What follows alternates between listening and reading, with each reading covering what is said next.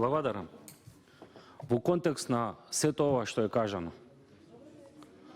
Значи, кога владата лани подари 9 милиони евра на општина Тетово, буквално подари 9 милиони евра на една од најзадолжените општини во Македонија, можеше барем 1% да се потроши за подобрување и заштита на животната средина во Тетово.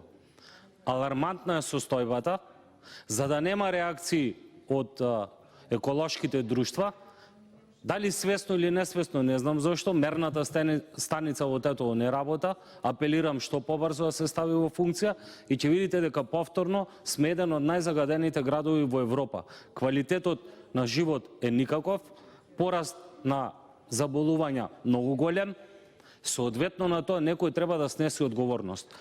Од аспект на тоа дали некој направил нешто или не, еве сега се власт и нека реагираат. Како се борат со заштита на животната средина гледаме. И тоа еко дрво што е поставено во центарот не е исправно. Единствени во Европа сме. Барем дрвото поправете го, ете една водна пумпа треба да се смени, апелирам од овде и градоначалничката ако гледа, нека реагира. Мислам дека финансиски нема многу да оптерети општина Тетово. Благодарам.